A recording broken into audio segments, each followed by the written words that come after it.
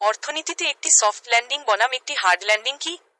একটি দেশের কেন্দ্রীয় ব্যাংক মুদ্রাস্ফীতি পরিচালনা করতে সুদের হার সামঞ্জস্য করে।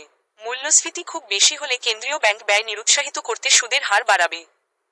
কেন্দ্রীয় ব্যাংক যদি সুদের হার খুব বেশি বা খুব তাড়াতাড়ি বাড়ায়, তাহলে এটি একটি হার্ড ল্যান্ডিং হতে পারে, অর্থাৎ অর্থনীতি মন্দায় ডুবে যেতে পারে।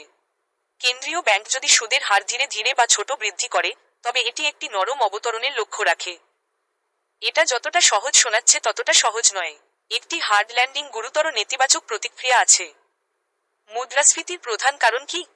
মুদ্রাস্ফীতির চারটি প্রধান কারণ হল চাহিদা পুল মুদ্রাস্ফীতি, যখন পণ্য ও পরিষেবার চাহিদা উপলব্ধ সরবরাহের চেয়ে বেশি হয়; খরচ ধাক্কা মুদ্রাস্ফীতি, যখন উৎপাদনের মূল্য বৃদ্ধি পায়; অর্থ সরবরাহ বৃদ্ধি, মজুরি বৃদ্ধি এবং একটি দেশের মুদ্রার অবমূল্যায়ন।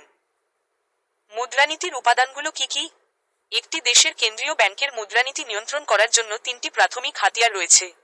এগুলি ব্যাংকগুলির রিজার্ভ প্রয়োজনীয়তা নিয়ন্ত্রণ করছে, ডিসকাউন্ট রেট, কেন্দ্রীয় ব্যাংক থেকে ঋণ নেওয়ার সময় আর্থিক প্রতিষ্ঠানগুলিতে চার্জ করা সুদের হার, এবং খোলা বাজারের কার্যক্রম, সিকিউরিটিজ ক্রয় বিক্রয়, সামঞ্জস্য করা।